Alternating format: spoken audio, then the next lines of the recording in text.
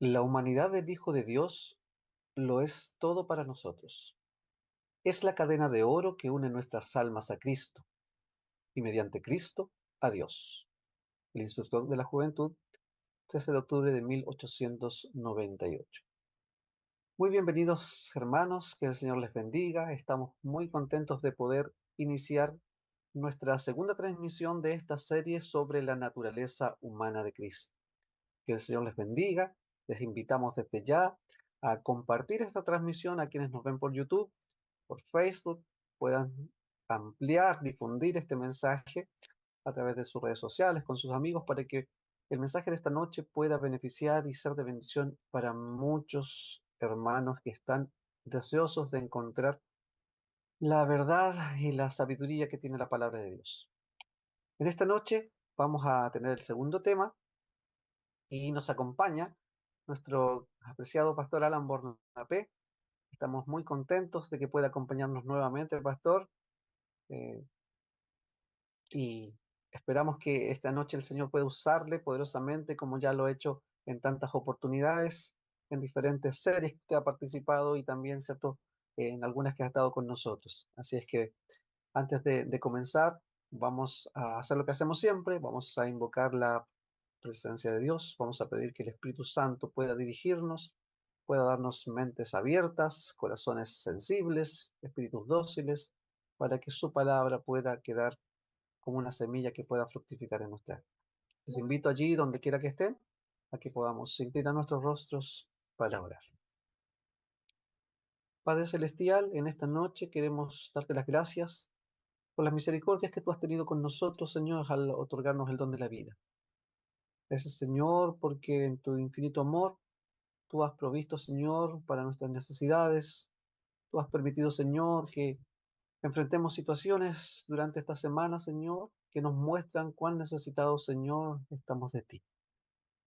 Queremos rogarte, Señor, que en esta noche, al abrir tu palabra, tu Santo Espíritu, Señor, pueda ser quien dirija nuestra mente. Que podamos, Señor, recibir el mensaje de esta noche con un espíritu dócil, con una mente dispuesta, Señor. Por sobre todas las cosas, que tú puedas dirigir las palabras, Señor, del tema de esta noche. Que tú puedas dirigir, Señor, al pastor Alan Bornapé, para que, Señor, tus palabras puedan salir de su boca y puedan traer a nosotros, Señor, el agua viva que cada uno de nosotros necesitamos. Acompáñanos, Señor, en esta transmisión. Sostén tú, Señor, la señal y permite, Señor, que nada, Señor, afecte, nada interrumpa, Señor, el desarrollo de este tema. Te pedimos por aquellos hermanos que van a acompañarnos, Señor, a través de las diferentes plataformas, puedan ser bendecidos, Señor, por ti a través de tu palabra. Y aquellos que lo van a ver, Señor, en diferido, también, Señor, puedan encontrar, Señor, palabras de vida. Dejamos, Señor, esto en tus manos. No lo pedimos, Señor, por mérito alguno, sino confiando en los méritos de tu Hijo amado Jesús. Amén. Como ya les decía, nos acompaña, ¿cierto?, esta noche nuevamente el pastor Alan Bornapé, y esperamos que esta noche sea de bendición como lo ha sido cada una de las temáticas que él nos ha acompañado y en las que estamos abordando en esta noche, en esta serie, ¿cierto?, que es acerca de la naturaleza humana de Cristo. Querido pastor, desde ahora el tiempo es todo suyo. Bien, muy buenas noches, hermanas, hermanos. Dios les bendiga en este día sábado que está iniciándose. Espero que estén muy bien allá en sus casitas, los que están más al sur, con el fuego encendido, ¿no es cierto? Con la combustión o la estufa, como sea, y los que están más hacia el norte todavía disfrutando de las bondades de esto. Ya se fue la verano, estamos en otoño, pero todavía, como acá en Santiago, hay alguna temperatura. Yo estoy con esta polera, no quería estar así, nunca estoy así el viernes y el sábado, pero llegué desde Pitrufquén a hoy día, hace un rato, y en bus son 10 horitas bien entretenidas de viaje, así que estoy un poco agotado, pero en el espíritu tengo mucha fuerza y energía, mucho ánimo, mucha alegría de estar con ustedes, porque quise abordar, y vamos a hacer eso ahora, un capítulo de los más poderosos que hay en toda la Biblia. Vamos a hablar a partir de este texto de la naturaleza humana de nuestro Señor Jesucristo. Así que voy a compartir inmediatamente la pantalla con ustedes y quiero ver esta temática que vamos a tratar de sacarle el jugo al máximo, por lo menos con tres lecciones centrales, que es lo que más me interesa ver en esta noche. ¿Sí? Vamos a ver aquí, ¿no es cierto? Este tema, como ven ahí en la pantalla, ¿no es cierto? Ahí está mi nombre, si no me ubican, y esta es la versión un poquito más en inglés, pero este es el nombre de nuestro centro donde estoy trabajando principalmente hoy, sirviendo más bien en este ministerio. Y pueden, si ustedes gustan ver el nombre, por el nombre de allí, buscar nuestra página. A mí me gusta mucho esta imagen, la encontré hace varios meses atrás, la he estado usando en el centro también en un curso que estamos dando, y porque la imagen muestra varias cosas. Primero, muestra la ternura, el amor único e incondicional, la cercanía, la preocupación de nuestro Señor Jesucristo, pero lo muestra con un pequeño animalito que es este, ¿sí? Que de entre todas las figuras, nombres, títulos o metáforas que se usan para nuestro Señor en la Biblia, el del Cordero es una de las que más se utiliza, y porque es clave como vamos a verlo hoy día. Y uno de esos textos que probablemente sea el que mejor retrata esta figura es es el texto de Isaías 53, que es en ese texto, en ese capítulo precioso y también terrible, porque vamos a ver cosas difíciles en este texto, es donde mejor se retrata la persona de Cristo y también, qué es lo que nos interesa, la naturaleza de Él, en cómo, en qué forma vino Él a este mundo a hacer lo que hizo por la humanidad. Así que dicho eso, nosotros hemos titulado esta temática Cristo, ofrenda perfecta del santuario. ¿Por qué? Porque vamos a darnos cuenta que Él fue el cumplimiento de todo el propósito principal de por qué se levantó el santuario hebreo. Él fue el clímax de todos los rituales que se hacían allí. Todos los ritos y especialmente los sacrificios apuntaban a aquel Cordero de Dios que iba a venir a quitar el pecado del mundo. E Isaías 53, como ningún otro texto en la Biblia, retrata esta verdad. Así que vamos a centrarnos en este pasaje de Isaías 53, texto que ustedes conocen mucho, pero increíblemente hay muchas cosas que podemos extraer de aquí todavía y vamos a, por lo menos les decía, extraer tres ideas siendo muy fiel al pasaje bíblico y también con algunos comentarios que la sierva de Dios Elena de White realiza sobre este texto. Así que avancemos entonces en nuestra temática. Vamos a ver primero el texto, pero antes sí tenía una cita, se me había olvidado de Elena de White, de esta cita que dice lo siguiente. Ella está hablando de este pasaje, ¿no? De Isaías 53, y dice ella lo siguiente acerca de Isaías 53. Su influencia de este capítulo, su influencia subyugará y humillará el alma contaminada por el pecado y enaltecida por la exaltación propia. Mire lo que produce este texto cuando se estudia. ¿Qué dice? Que es una influencia que subyuga y humillará el alma contaminada por el pecado y enaltecida por la exaltación propia. Pensad, dice, en la humillación de Cristo. Tomó sobre sí la naturaleza, ¿qué cosa?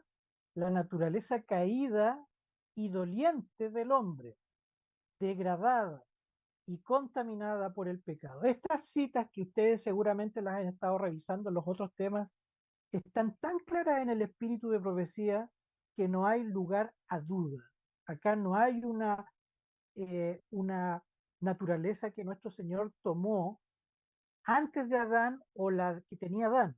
En ninguna parte aparece eso, y si hay por allí una que otra cita, a lo más dos o tres, cuando uno lee todo el contexto de la cita, se da cuenta de que se está refiriendo a otra cosa, o está haciendo un énfasis sobre el tema, pero que algunos de nuestros estudiosos, algunos de ellos toman y lo interpretan de manera equivocada. Acá el texto, ojo que lo está diciendo en el contexto de Isaías 53, dice muy claramente que tomó sobre sí la naturaleza caída y doliente del hombre, degradada y contaminada por el pecado.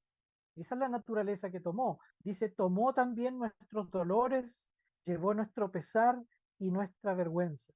Soportó todas las tentaciones con las que es acosado el hombre. ¿Cómo podría él recibir todas las tentaciones si solo tomó, ¿no es cierto?, la naturaleza antes de la caída de Adán? ¿Adán, podemos decir, sufrió todas las tentaciones que sufrimos nosotros hoy? No, pero el Hijo de Dios sí, como dice esta cita. Sigue diciendo la cita acá, unió la humanidad con la divinidad. Un espíritu divino moraba en un templo de carne, dice. Se unió a sí mismo con el templo. Aquel verbo fue hecho carne, dice, y habitó entre nosotros. Porque al hacer eso, todo lo que se acaba de decir, dice acá, como resultado, porque al hacer eso podía relacionarse con los pecaminosos y dolientes hijos e hijas de Adán. Ojo, hijos e hijas de Adán, no de Adán mismo, que implica a Adán, como sabemos, pero va más allá de eso, ¿no? Y habla de los pecaminosos y dolientes hijos de Adán.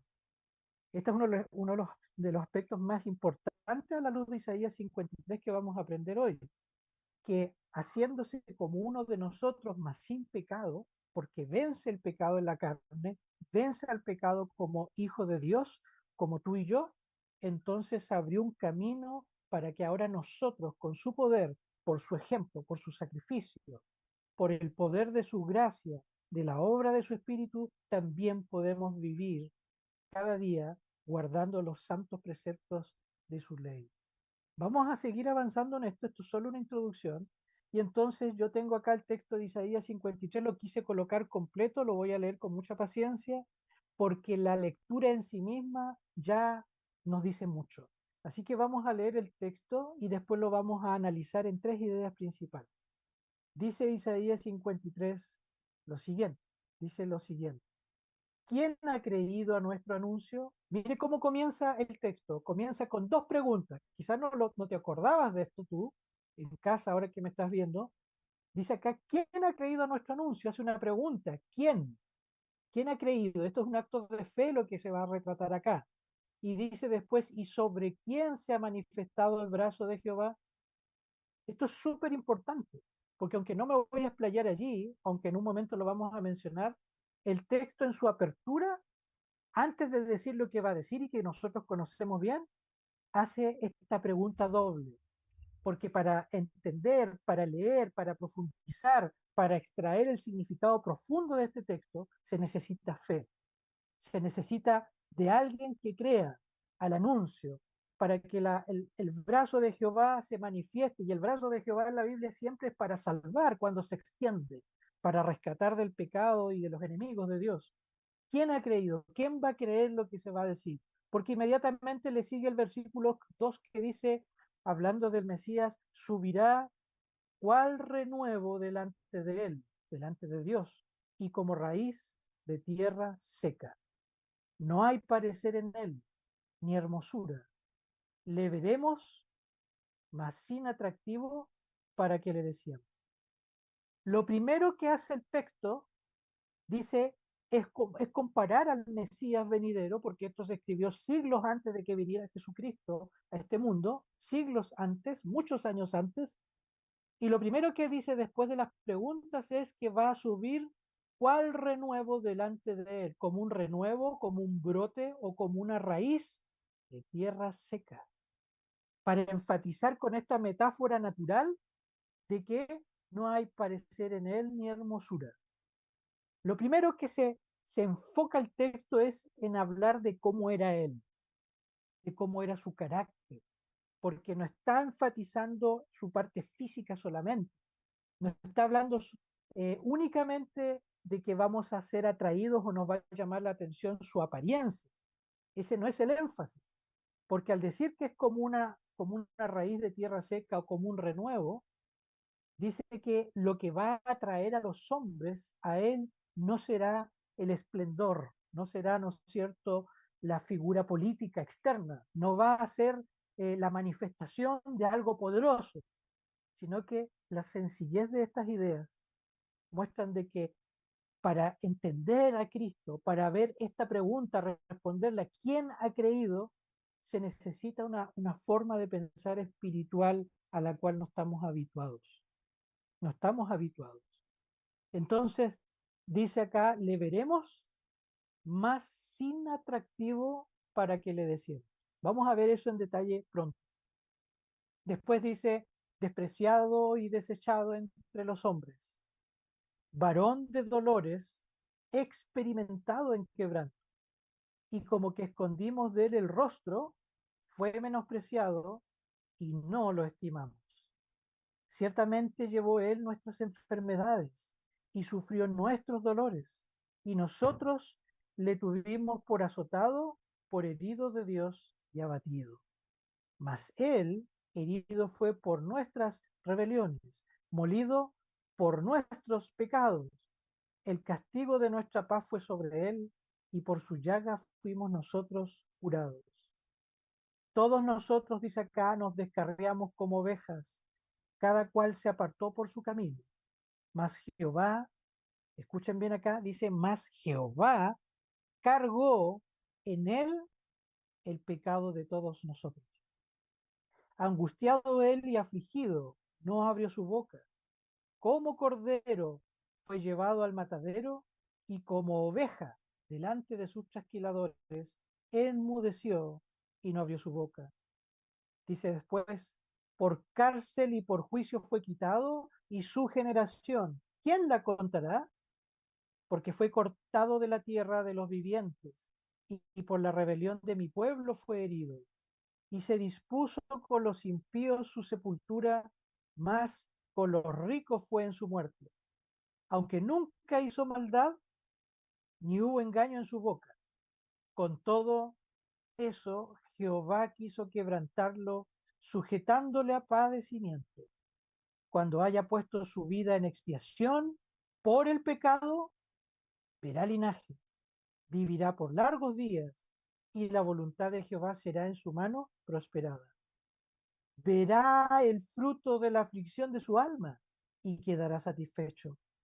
Por su conocimiento justificará a mi siervo justo a muchos y llevará las iniquidades de ellos.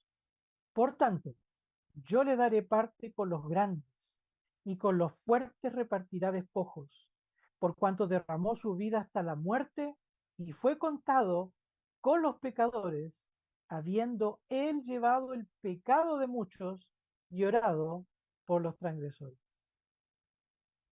Este texto es tan solemne, tan amplio en sus alcances, que es imposible abordarlo solo en una temática, pero hemos dicho que vamos por lo menos a ver tres aspectos principales y vamos inmediatamente a detenernos en ellos. ¿Les parece? Veamos entonces una primera idea que aparece aquí. La frase no hay parecer en él ni hermosura, que lo compara, decíamos, a un brote, a un renuevo, a una raíz, dice, de tierra seca, para que lo deseemos, mas sin atractivo alguno. ¿Por qué? La pregunta es, hace esta primera alcance al abrir este glorioso capítulo 53 de Isaías? ¿Por qué se detiene en esto primero y no en los dolores en sí, no en el padecimiento ni en la muerte en la cruz? Veamos entonces. Acá estoy haciendo la pregunta, ¿por qué comienza así este gran capítulo? ¿Por qué? Su énfasis está en el carácter del Mesías, en sus actos y enseñanzas, no en el esplendor mundano, la pompa real o la gloria política. Qué maravilla, ¿no? Y acá lo vamos a ver a la luz del texto para enfatizarlo más. Veamos, por ejemplo, acompáñenme en casa con el texto de Primera de Samuel 16. Si usted tiene su Biblia, yo la tengo en la mano igual. Y en Primera de Samuel, el capítulo 16. Primera de Samuel capítulo 16, que acá colocamos justamente, que es la ocasión cuando Samuel va a ungir a David, el rey David, por primera vez, y que nosotros sabemos que David al mismo tiempo es un tipo del Mesías, porque Mesías, que es una palabrita hebrea, significa ungido. Entonces, este texto puede ser un texto muy cercano para lo que estamos viendo nosotros acerca de esta primera frase de que no hay parecer en él ni hermosura. Y dice Primera de Samuel 16, cuando Samuel está revisando, por revisar a los hijos de Isaí, y entonces de parte del Señor ver cuál va a ser el próximo sucesor de Saúl, dice este famoso texto en el versículo 6 lo siguiente. Primera de Samuel 16, estamos aquí, Primera de Samuel 16, versículo 6 en adelante dice así. Y aconteció que cuando ellos vinieron, Samuel dice, él vio a Eliab y dijo, de cierto delante de Jehová está su ungido. Eso pensó Samuel. Era grande, era el mayor probablemente, y lo que sucede ahora es que el Señor le habla en ese mismo momento al profeta. Versículo 7 dice, y Jehová respondió a Samuel, no mires a qué. ¿A qué? A la misma expresión que aparece acá. No mires, le dice Samuel, no mires a su parecer ni a lo grande de su estatura, porque yo lo desecho, porque Jehová no mira lo que mira el hombre, pues el hombre mira lo que está delante de sus ojos, pero Jehová mira el corazón. Acá hay un ejemplo claro, ¿no es cierto?, de qué es lo que ve Jehová con sus ojos. No ve lo que ve el ser humano, no ve lo que vemos tú y yo constantemente. No vemos si es fuerte, no vemos si es bien parecido, ni siquiera nos fijamos solamente en su estatus social, socioeconómico, o en su cultura, en su lenguaje, porque el Señor, que tiene una mirada muy profunda, el Señor dice que ve nuestro corazón, ve nuestra vida, bueno, ve nuestra biografía, vemos quién, ve Él quiénes somos realmente, antes de lo que la apariencia o el parecer nos muestre ante los hombres, ante las personas. Y entonces acá estamos comenzando a descubrir a qué se refiere esta expresión acerca del Mesías. Pero hay otro texto que está allí en Primera de Samuel, está cerquita, pero el capítulo 9, y en Primera de Samuel, el capítulo 9, hablando del primer rey de Israel. Miren el contraste, porque esto está a manera de contraste tanto con David como también con el Mesías. Primera de Samuel 9, que es la descripción que se hace de aquellos de los israelitas que eligieron a este hombre, a este varón. Fue por eso que lo eligen, porque tiene varias características. El pueblo de Israel, el ser humano eligiendo a su rey, dice Primera de Samuel 9, versículos 1 y 2. Había, dice acá, un varón de Benjamín, hombre valeroso, el cual se llamaba Cis, hijo de Abiel, hijo de Seror, hijo de Becorat, hijo de Afía, hijo de un benjamita. Y dice que este Cis, dice el versículo 2, y tenía él un hijo que se llamaba Saúl. ¿Cómo era Saúl? Joven y hermoso. Entre los hijos de Israel no había otro más hermoso que él. De hombros arriba, dice, sobrepasaba a cualquiera del pueblo. Era alto y hermoso, ¿no? Destacaba, llamaba la atención. Era, yo creo que cuando Saúl era visto con la corona, la gente se enorgullecía de él. Ese es mi rey, ese es un rey digno. Miren la altura, miren la belleza. Quizás era valiente, dice, porque era de la tribu de Benjamín, las que eran expertos en guerra, en los arcos. Tenía todas las características. Pero mis queridos hermanos, hermanas, nuestro Señor Jesucristo no vino de esa manera, según el texto. No, no quiere decir que él no tuviera ningún tipo de bienestar físico, no está hablando de eso, sino que todo esto se centra en su carácter, en su forma de ser, en sus enseñanzas, en sus actos de amor y sacrificio. Y entonces yo quisiera leer un texto más para que vean cómo los cánones de belleza en la Biblia son tan distintas a los de la cultura occidental actual. ¿Qué dice Proverbios 31:30? También un texto muy conocido, pero en este contexto toma más realce. Dice Proverbios 31, hablando de la mujer virtuosa, ¿quién la hallará? Dice, y en un momento después de una gran lista de actividades que caracterizan a esta mujer piadosa, dice al final del capítulo, Proverbios 31:30, dice así, dice acá, engañosa es la gracia y vana, ¿qué cosa es vana? La hermosura, dice. pero, o más la mujer que teme a Jehová, esa será alabada. Esta mujer representa el carácter de todos los hijos de Dios que el Señor quiere desarrollar en nosotros, que no se detienen solo en el aspecto físico, con todo lo virtuoso o lo bueno que pueda tener, porque acá no está atacando a la salud, ni solamente a la parte estética, sino de lo que está hablando el texto, especialmente el que nos atañe a nosotros en esta noche, es que nuestros ojos y nuestra mirada no deben estar puestos en lo que es aparente, en lo que es visible a los ojos, en aquello, ¿no es cierto?, que el mundo le atrae y que le parece atractivo. Por eso que acá vamos a ver un texto más rápidamente antes de ir a la segunda lección, que está en Isaías 9. Si nosotros volvemos al libro de Isaías, volvamos al libro de Isaías, pero ahora en el capítulo 9, donde se da una lista bien interesante de Cristo, y en Isaías 9, ya que el libro de Isaías es uno de los libros más mesiánicos de toda la Biblia, dice acá, hablando en el contexto del nacimiento de Cristo y de su reinado, dice Isaías 9 en el versículo 6 lo siguiente. Isaías 9, versículo 6. ¿Cómo es el carácter de Cristo? Acá lo describe. Versículo 6. Porque un niño nos es nacido, hijo nos es dado, y el principado sobre su hombro. ¿Y cómo lo van a llamar? Dice, se llamará a su nombre admirable, consejero, Dios fuerte, Padre eterno, príncipe de paz. ¿Cómo es el carácter de Cristo? El carácter de Cristo era pacífico, era admirable, pero admirable por su forma de ser, por recibir a los niños en su regazo, por atender a todas las personas que fueran posibles, por comer con los ladrones, con los promiscuos, con los mundanos, pero también por nunca rechazar una invitación desde los mismos fariseos o de aquellos que lo condenarían, por tomar en sus brazos o por tratar de levantar a una mujer adúltera. Tantas cosas que hizo el Señor. Aún los leprosos se sentían cómodos con él, a quienes podía tocar y sanar. Entonces la pregunta que nos hacemos hoy: ¿cuál es la aplicación para nosotros? La aplicación es bien sencilla. Cristo debe ser atractivo para nosotros para transformar el carácter y el corazón humano, porque a nosotros nos ha tocado vivir en una sociedad materialista en exceso, donde el individualismo es lo que prima, donde yo soy el primero y el último, donde no tengo la capacidad para pensar en los demás, donde lamentablemente la violencia y la falta, ¿no es cierto?, de tantas cosas buenas invade a nuestros hijos, a nuestras propias familias.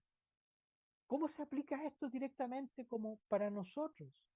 Primero, primero, en ver de que el carácter precioso de nuestro Señor Jesucristo es un carácter de sacrificio por los demás, de amor por el prójimo, de poder traer paz y armonía a un matrimonio fracturado.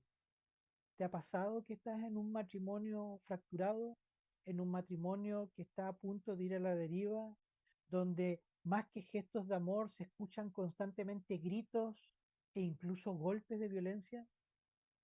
¿O donde a veces no nos soportamos con nuestros hijos, donde ellos están lejos del Señor? ¿Eres tú una persona que es totalmente irritable, que es capaz de incluso insultar, incluso en lugares como en el trabajo o en la universidad, cuando estás con tus compañeros de curso? ¿Cómo la gente te observa? ¿Qué tipo de vecino eres tú? ¿Qué tipo de esposo o de padre? ¿Qué tipo de ciudadano? El Señor nos invita en esta noche para que no nos fijemos solo en las apariencias, porque como dice el dicho, las apariencias muchas veces se engañan, pero fijemos nuestros ojos en Cristo, como dice el canto, tan llenos de gracia y de amor. Y lo terrenal, dice, sin valor será a la luz del glorioso Señor.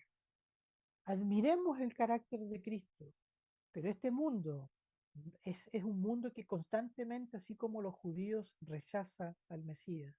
No queremos humildad, no queremos sencillez de corazón, no queremos sacrificio por los demás, porque hay un príncipe en este mundo que todavía reina, pero el príncipe de paz, el admirable, el consejero, es el que quiere habitar en el corazón de sus hijos y de nuestra iglesia.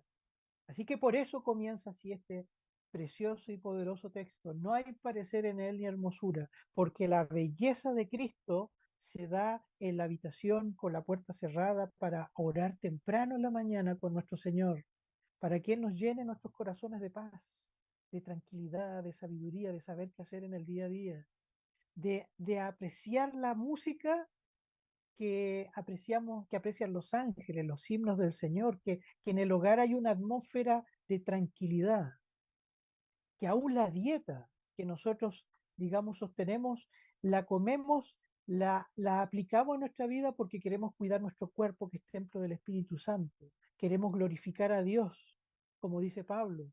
Queremos que nuestro hálito, que nuestra forma de mirar, que nuestra moral sea distintiva, porque llevamos el carácter de Cristo en nuestra propia vida. Número dos, ¿qué podemos decir de esta frase ahora? Dijimos, repito, vamos a ver tres cosas. Lo que más resalta el texto claramente es que Cristo es un varón de dolores y experimentado en quebranto. Da una larguísima lista de expresiones de cómo fue maltratado el Señor. Recuerden que esta es una profecía que se cumplió porque fue escrita siglos antes de su cumplimiento, mucho tiempo antes de que el Señor Jesús viniera a este mundo. Y entonces, cuando dice que Él fue molido por nuestros pecados, sufrió nuestras enfermedades, fue desechado y despreciado entre los hombres, e incluso fue llevado como un cordero al matadero. Hay varias ideas acá que debemos recibir. Vemos que esto se puede resumir, digo, como los padecimientos de Cristo, algo que en el Nuevo Testamento se desarrollan, por supuesto, en más detalle. Ahora, si ustedes notaron, hay un uso de los pronombres, que son los pronombres él, que es la tercera persona singular, ¿no es cierto? Y el nosotros, porque dice, voy a volver acá a mi Biblia que tengo aquí, ¿no es cierto? Y es interesante porque el texto constantemente es un diálogo entre él y nosotros, ¿no? Por ejemplo, el versículo 4 dice, ciertamente llevó él nuestras enfermedades. Él paga lo que son nuestras enfermedades. Y Él sufrió también nuestros dolores. Él no tenía por qué sufrir eso. Y después lo dice, sigue diciendo en el 4, y nosotros le tuvimos por azotado a Él, por herido de Dios y abatido. Y el 5 añade, mas Él, porque en el hebreo se usa esa expresión, los pronombres personales.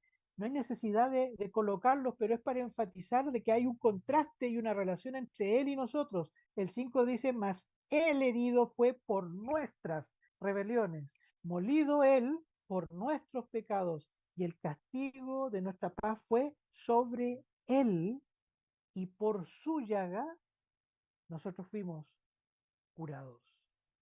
¿Qué está enfatizando este texto? Está enfatizando la palabra que vemos acá, que es de sustitución.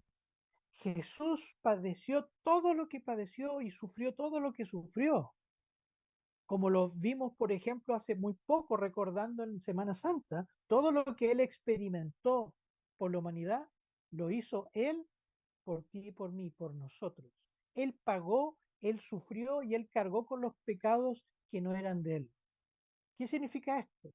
De que Cristo es retratado como un cordero. Y yo quiero llevarlos por un momento a Levítico 4, sin perder Isaías 53.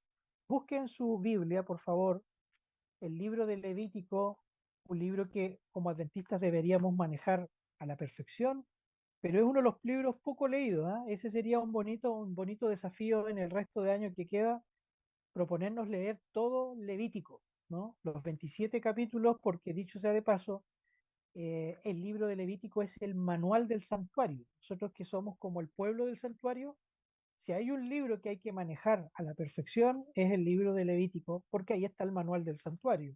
Y dice Levítico 4, solo por escoger uno de los tantos textos, cuando habla de los sacrificios del Señor, dice el versículo 1 en adelante. Estamos ahí entonces en Levítico capítulo 4, versículo 1 en adelante, dice así.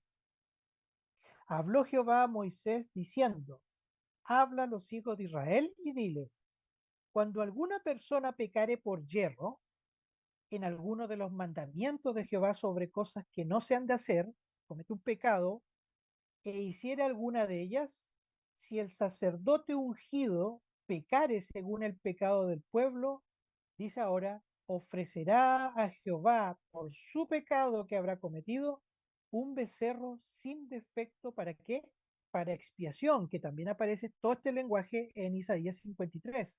Y ahora el versículo 4 dice que traerá el becerro, a veces podría ser una ovejita, traerá el becerro a la puerta del tabernáculo de reunión delante de Jehová y pondrá, dice, su mano sobre la cabeza del becerro y lo degollará delante de Jehová. Una escena terrible, es una escena terrible de muerte, porque imagínense que el israelita piadoso ha pecado, ha cometido un pecado por yerro, dice acá que hay toda una explicación que uno debe hacer, pero es por yerro, es no a mano alzada, no es tampoco intencional, ha cometido un error llamado pecado en este caso y lleva a este animalito inocente, sin tacha, sin mancha, generalmente de un año, y lo lleva con una soga frente al tabernáculo, a la puerta. Y él coloca solemnemente la mano sobre su cabeza, símbolo de transferencia por la fe, todo esto es un simbolismo, por supuesto, símbolo de una transferencia de que al confesar mis pecados, el pecado por el acto simbólico de la mano se transfiere al animal. Eso es lo que está simbolizando este texto, ¿no? Un animal inocente. Y además, en acto seguido, tiene que degollar al animal para que se derrame su sangre. Y esa sangre sabemos que ahora está contaminada por la transferencia de mi pecado al animal, era ahora llevada al interior del santuario. Y todos los días del año se contaminaba de esa forma el santuario para que, recordemos, en el día de la expiación se purificara. Entonces Cristo es retratado como este cordero, como este animalito, como este becerro, como se menciona explícitamente en Isaías 53. Esto quiere decir que, por tanto, el pecado significa transgresión de la ley, la cual estaba en el lugar santísimo. Ahí me equivoqué con una I y era una U. Porque recordemos, está el tabernáculo, el pecador viene con el animal, pero la pregunta principal en esto es, ¿por qué tenía que morir el animal? Y uno dice, porque el texto no está diciendo que ha pecado. Y entonces, ¿cómo el israelita, en forma clara, visible, cómo él sabía que había pecado? ¿De qué manera? ¿Saben de qué forma? Porque él iba al lugar donde estaba esa ley que había sido quebrantada, en el lugar santísimo. Esa ley le mostraba, como dice Pablo a su manera en Romanos, me mostraba el pecado, porque si no yo no sería, no sabría que soy pecador.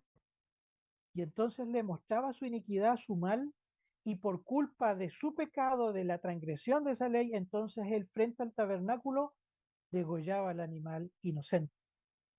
Entonces, esto es importante porque la paga del pecado, dice el mismo Pablo, es la muerte, pero la dádiva de Dios en Cristo Jesús es vida eterna.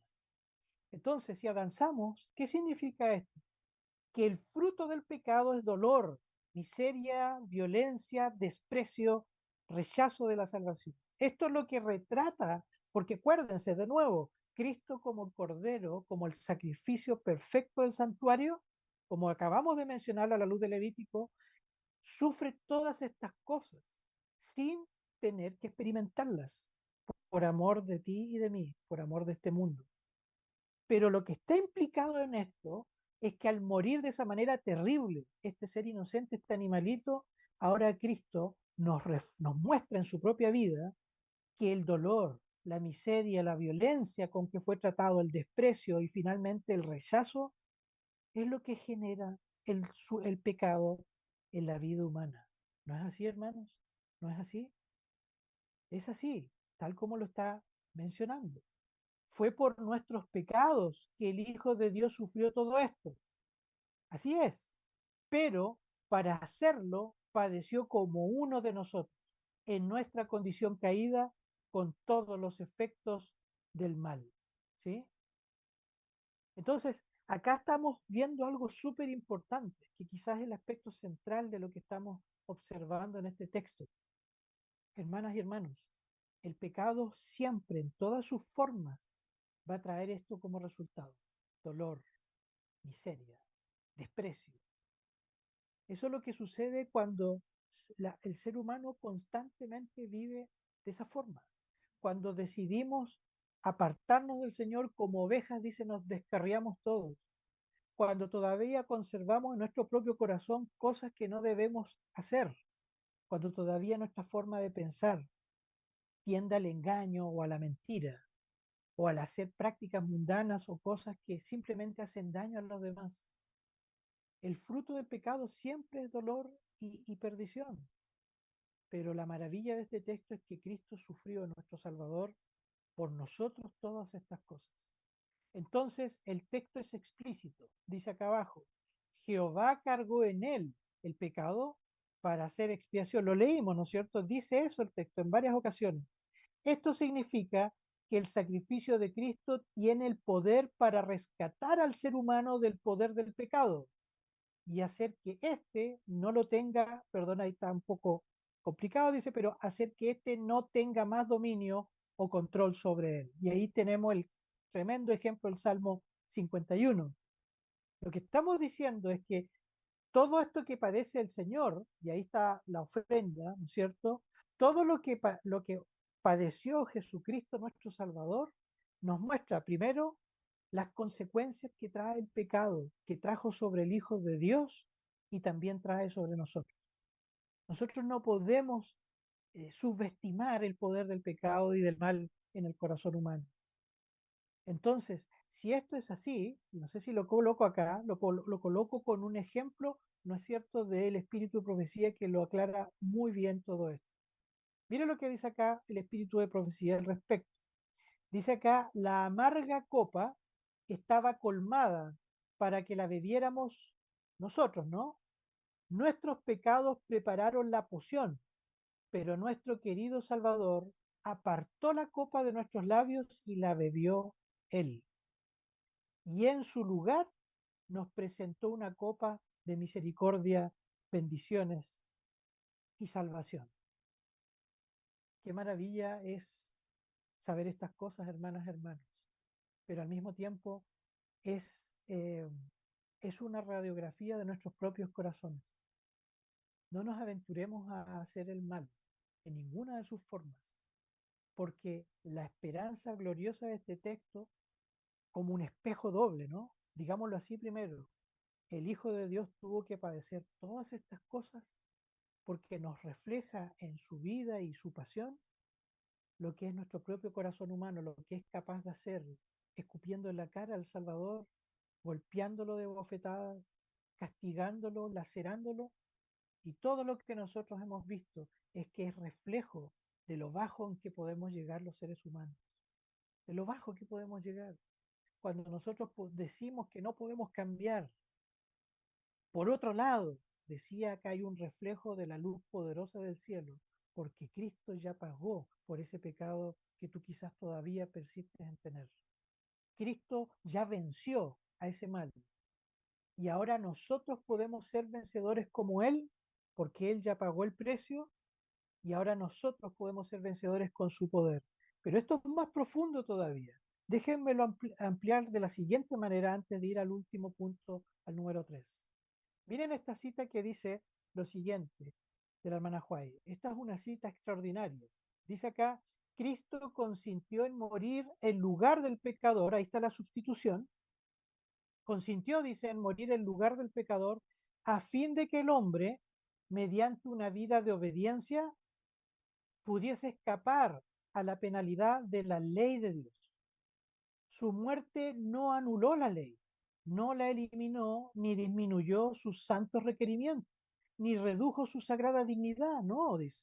La muerte de Cristo proclamó la justicia de la ley de su Padre, al castigar al transgresor, al consentir en someterse él mismo a la penalidad de la ley, a fin de salvar de su maldición al hombre caído.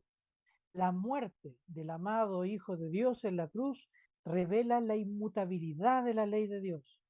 Su muerte la magnifica y la honra y evidencia ante el hombre su carácter inmutable de la ley. De sus labios divinos se oyen las palabras: No penséis que he venido para abrogar la ley o los profetas. No he venido para abrogar, sino a cumplir. Mateo 5:17. La muerte de Cristo justificó las demandas de la ley. Maravillosa, profunda esta cita, porque nos está diciendo que en este doble mirada, vamos, doble foco que tiene Isaías 53, repito, este texto nos muestra lo miserable que podemos llegar a ser nosotros como pecadores, lo profundo, lo bajo en que ha llegado la raza humana y que incluso hemos llegado tú y yo, las consecuencias que trae el pecado sobre la vida, trayendo dolor, trayendo miseria, trayendo desprecio, trayendo, digámoslo así, fragmentación, dolor, separación, trayendo engaño. Todo lo que hacemos nosotros, trayendo violencia. Pero por otro lado, a través de ese sacrificio extraordinario y maravilloso del Señor, que estudiaremos por las edades sin fin, acá este texto nos está diciendo que hay esta para mí, hermanos, hermanas, este es el argumento más poderoso, el que acabamos de leer, el más poderoso de todos, en favor de la vigencia de la sagrada ley de Dios. Y esto hay que aprendérselo de memoria. Lo voy a decir en mis palabras. Lo mismo que dice la hermana Juárez. Cuando nosotros las personas critiquen a la iglesia o a ti como persona y te digan, ¿no es cierto?, cosas como que es imposible guardar la ley de Dios o que simplemente no se debe guardar la ley de Dios porque no se pueden los 10 mandamientos, tú puedes argumentar de esta manera. Si nosotros decimos que la ley de Dios sigue vigente, ¿no es cierto?, podemos argumentar de esta forma. Nosotros preguntamos, ¿Cristo vino a morir por la humanidad? Sí, amén, dice. Entonces la pregunta enseguida viene, ¿por qué Cristo vino a morir? ¿Por qué murió por ti y por mí? Y la respuesta natural va a ser, bueno, creemos que Cristo murió por nuestros pecados, como lo dice muy bien el texto de Isaías. Y entonces si murió por nuestros pecados, quiere decir que murió por nuestras transgresiones, por el pecado. ¿Cómo sabemos que fue por nuestros pecados? Porque hay una ley que refleja esos pecados, que la acusa, que la revela, que la muestra, como dice Pablo en Romanos. Y por lo tanto, si nosotros, si Cristo murió por nuestros pecados, quiere decir, ¿no es cierto?, de que, como dice la cita, la ley de Dios es magnificada, es sagrada, está a una altura porque representa el carácter del Creador, representa su gobierno inmutable, representa sus principios que son clave para la felicidad y la justicia de los seres humanos. De otra forma, dicho de esta manera, el sacrificio de Cristo eleva mucho más la sagrada ley de Dios porque el problema no es con la ley y con lo que acusa, con lo que condena, sino con qué es, con nuestras transgresiones o pecados. Entonces, esto es tan profundo, hermanas, hermanos, y lo que hace entonces el Señor al pagar la penalidad del pecado como el cordero en el santuario, lo que hace es como si dijera a ese israelita, bien, tu pecado ya fue transferido a la sangre, al santuario, y entonces ahora tú recibes esa inocencia y pureza de ese cordero, te es transferida a cambio a ti. Vive en justicia. Ahora no sigas transgrediendo la ley del santuario, la que está en el lugar santísimo. Ahora sigue viviendo como una persona que cada día es perdonada, que cada día vive guardando los sagrados preceptos del Señor, que cada día vive la justicia de Cristo. Tremendo. Así que si podemos ampliar un poquito más esto, como les decía antes de pasar al punto 3, vamos a ver lo siguiente. Si el pecado, miren, pongan bien atención a esta reflexión que hacemos a partir del texto. Si el pecado fue capaz de provocar todo esto en Jesús, el pecado lo hizo, ¿no? A través de los seres humanos, por supuesto. ¿Cómo podríamos afirmar que, de igual manera, tenemos que seguir pecando, continuar practicando lo que le provocó todo el dolor y padecimiento a nuestro Señor Jesucristo y a nosotros mismos? Esto es un asunto de lógica, de lo que estamos viendo acá también, lógica bíblica. Si todo esto provocó y mostró lo peor del ser humano y qué es capaz de hacer contra la verdad, contra la pureza, contra la justicia, contra la nobleza de la persona de Cristo del cielo, ¿cómo entonces podemos continuar en este camino? No tiene sentido. Por lo tanto, todo esto implica que, al contrario, Cristo pagó por nuestras transgresiones para que hoy, parafraseando a Pablo, ya no vivamos más en pecado, sino vivamos en la justicia de Cristo, en los principios de su ley. Gloria sea al Señor, porque Él ¿no es cierto?, nos capacita cada día para poder ser preparados para ser de nuevo ciudadanos de su reino. Y si es una ciudadanía y un gobierno celestial, entonces hay una ley que guardar desde ya. Número 3 y último, para terminar, está esta frase tremenda que aparece allí en Isaías, que dice, verá Cristo el fruto de su aflicción y quedará satisfecho. Noten la frase, que es espectacular, a mí me parece muy interesante porque es como si después de todo lo que ha padecido el Señor, Él ahora en algún momento ve el fruto, dice, de su aflicción, de todo lo que tuvo que experimentar y verá ese fruto y dice que quedará satisfecho. ¿Qué significa esto para nosotros? Esta experiencia es del siervo sufriente, que aquí nos muestra el resultado, o sea, el fruto de su sacrificio en una generación. De hecho, usa la palabra generación. Así la usa, del linaje, ¿no? Y este fruto está conectado con las dos únicas preguntas del capítulo. Y acá yo hago ya una aplicación y un llamado. ¿Cómo se empezaba, si volvemos a Isaías 53, cómo empezaba el texto? La pregunta era, ¿quién ha creído a nuestro anuncio? ¿Y sobre quién se ha manifestado el brazo de Jehová? Esas son las preguntas que aparecen allí, pero en el versículo 8 es la otra vez que aparece una pregunta. Nuevamente, son las únicas en el texto. Dice, versículo 8, por cárcel y por juicio fue quitado. Y su generación, ahí usa la palabra generación, ¿quién la contará? Su generación, ¿quién la contará? ¿Quién? Porque todo eso está conectado con la frase y verá el fruto de su aflicción y quedará satisfecho. Verá una generación que, vamos a decirlo así, al designarla fruto, es que estos han creído, como comenzaba Isaías 53. Va a haber un grupo que ha creído, que ha escuchado, como dice el texto, a nuestro anuncio, que ha creído de que el siervo sufriente es capaz de rescatar del pecado, de las profundidades del mal, a todo aquel que en él cree, como dice Juan 3:16.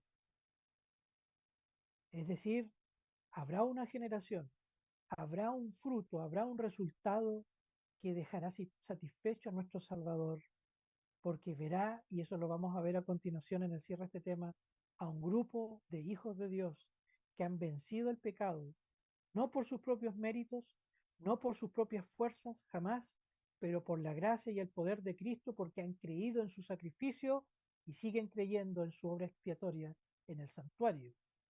Dice acá en exclamación, este linaje o generación son quienes creyeron que Cristo sí puede librar del pecado en este mundo. Amén. Eso es lo que dice el texto, si lo leemos con cuidado.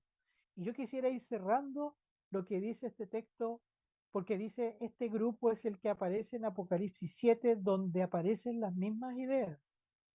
Yo quisiera que me acompañen, ¿no es cierto?, antes de hacer una conclusión, a Apocalipsis 7, y ahí viene justamente la conclusión con una cita más, que resume todo esto que hemos visto en esta noche. ¿Qué dice Apocalipsis 7? Un texto también conocido, pero que ahora va a tomar un matiz distinto, porque por favor pongan atención en el lenguaje que se hace casi eco exacto de lo que vimos esta noche en Isaías 53, pero en esta imagen de Apocalipsis 7, yo creo que esta imagen es la que vio Cristo. Eso es lo que yo creo.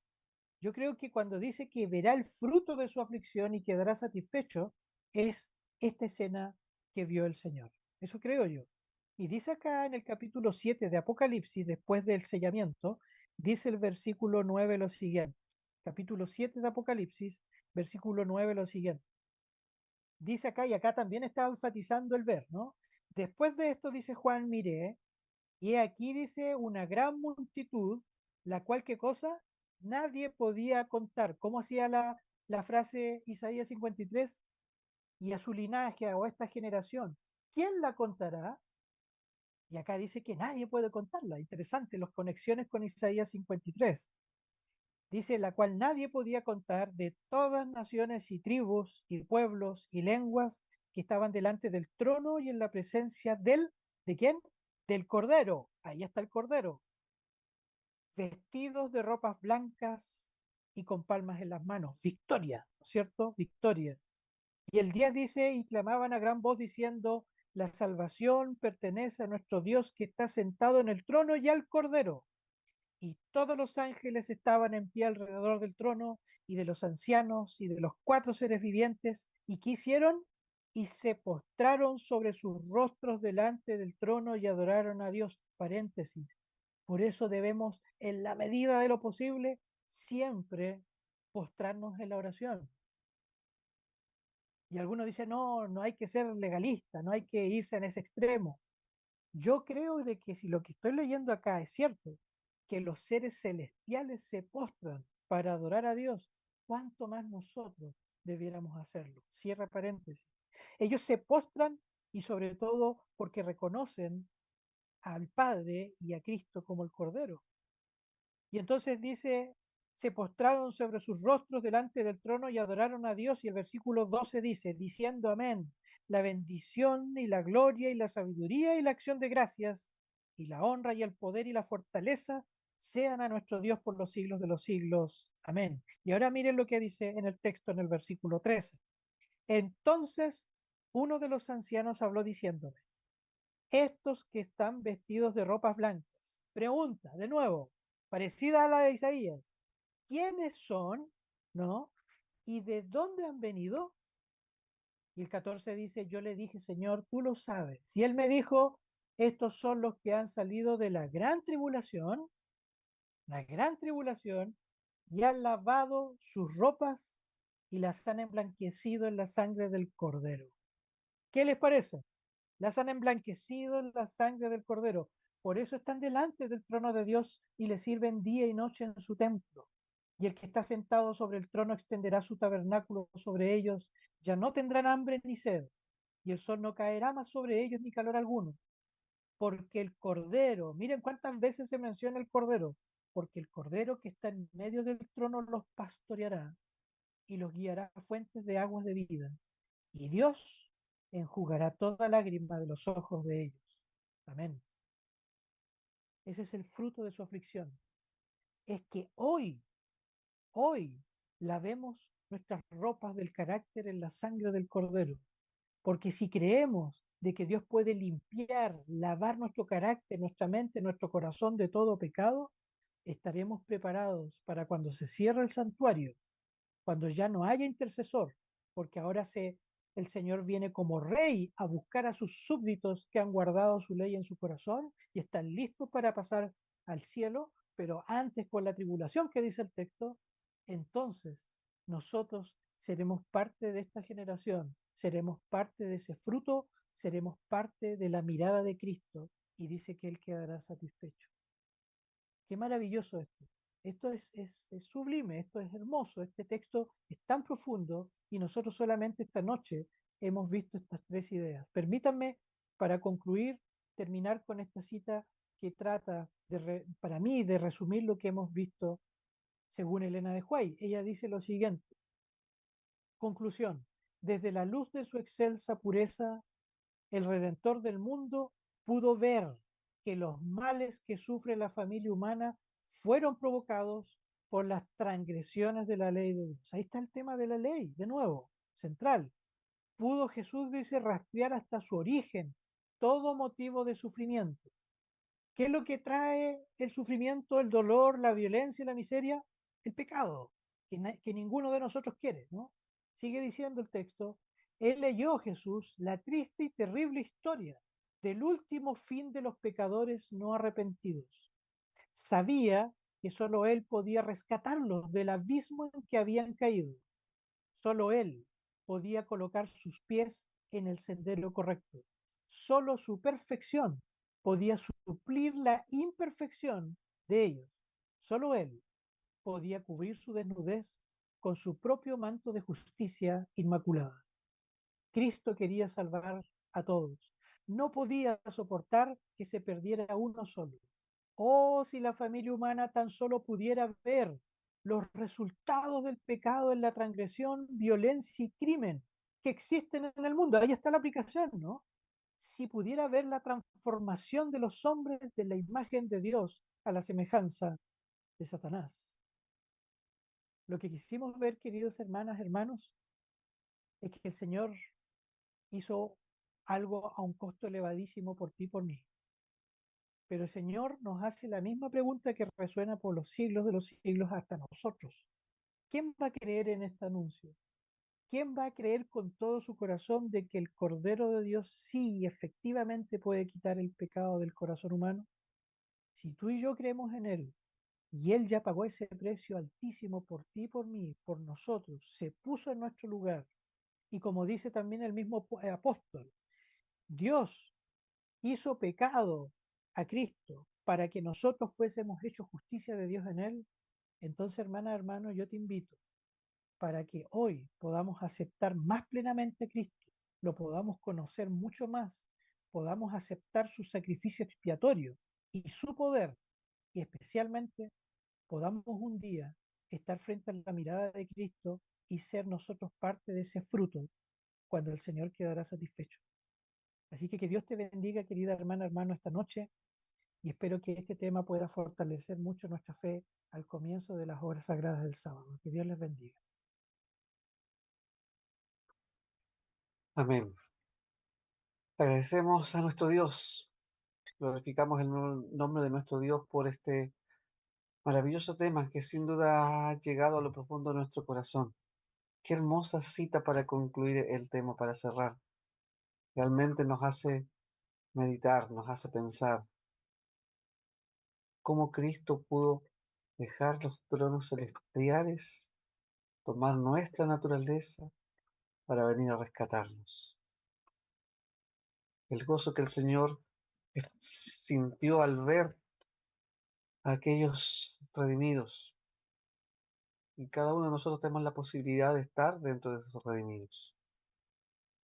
Que el Señor nos ayude, que el Señor nos haga sensibles, que el Señor nos insista a través de su Santo Espíritu para que podamos escuchar su voz y podamos ceder a los clamores del Espíritu Santo que ruega por nosotros, para que entreguemos nuestra vida por completo en sus manos. Vamos a terminar ya esta transmisión, el tema de esta noche, pero sin antes dejarles invitados para el próximo fin de semana. El próximo fin de semana vamos a tener una variación porque el tema va a ir viernes y sábado, ¿sí? Próximo viernes vamos a tener el tercer tema. Nos va a acompañar nuestro hermano Daniel Vera con el tema La fe de Jesús en Apocalipsis 14:12, alcances e implicancias de la humanidad de Cristo. Próximo viernes 21 horas. Y el sábado también vamos a tener el cuarto tema. Nos va a acompañar nuestro hermano Víctor Manuel Henao. Así que los dejamos invitados para el próximo viernes y sábado a la transmisión de esta serie en el mismo horario, 21 horas. Y antes de terminar, vamos a pedirle a nuestro pastor, Alan Bornapé, que por favor pueda despedirnos en oración. Oremos, queridos hermanos. Padre amado, nuestro querido Dios y Señor, alabado sea tu nombre en este día especialmente y sobre todo por la ofrenda perfecta del santuario que fue tu Hijo que enviaste a este mundo miserable, a este mundo oscuro, a este mundo que hoy, como nunca antes, se ha vuelto tan violento, tan inseguro, donde tememos por nuestros hijos, tenemos temores de lo que nosotros mismos incluso estamos eh, expuestos a sufrir. Señor, pero tú conoces nuestro corazón, tú sabes que nada está oculto ante tus ojos de fuego, como lo describe el apóstol Juan en el Apocalipsis. Tú ves hasta lo más profundo de nuestro ser. Y tú sabes muy bien, Señor, que tenemos un problema serio por sobre todos los problemas que se llama pecado, que es la transgresión de tus sagrados preceptos, de tu sagrada ley. Oh Dios y Padre, pero sobre todas las cosas queremos agradecerte porque hay una puerta abierta todavía en el santuario, porque esta noche tú nos has recordado de que hay una ofrenda perfecta que fue sacrificada por nosotros, sin mérito alguno, solo por gracia, solo por tu amor. Oh Dios y Padre, ayúdanos a ser humildes y a tratar de entender este gran amor que sobrepasa todo entendimiento. Señor, solamente queremos rogarte que no nos dejes caer en tentación en este día y especialmente que podamos aprender a ver más la belleza preciosa de Cristo y no fijarnos en la belleza o en las apariencias de este mundo, a no juzgar a nadie, al más humilde y sencillo de nuestros hermanos, a cualquier persona que aparentemente no tiene atractivo. Ayúdanos a mirar con los ojos de Cristo, a la viuda pobre, al leproso, al endemoniado que está lejos de ti, a las personas que han sido desfiguradas en su vida por causa del mal. No tenemos esa forma de ver, pero queremos, así como tú nos invitas a verte, ver a la humanidad, ver la sencillez de corazón, ver la belleza del carácter de Cristo en ti y también buscarla en los demás. Ayúdanos a nosotros mismos a actuar de esta manera, pero también a ver la gravedad del pecado, las consecuencias que trajo sobre el Hijo de Dios, todo lo que maltrataron a nuestro Salvador, todo lo que recordamos durante esta Semana Santa que ha pasado. Señor, nosotros mismos sabemos que el pecado trae dolor, miseria, que nos hace mal, que nos aleja de ti, que nos aleja de nuestros esposos, esposas, de nuestros hijos, que nos hace hablar palabras que nos arrepentimos después. El pecado ha traído dolor en nuestros recuerdos, en nuestro pasado, quizás con nuestros padres. Señor, tú sabes lo que cargamos en nuestra vida, pero Padre, en esta hora te queremos pedir y rogar, carga una vez más en tu gran amor y misericordia nuestros pecados, nuestras enfermedades, nuestras oscuridades del alma.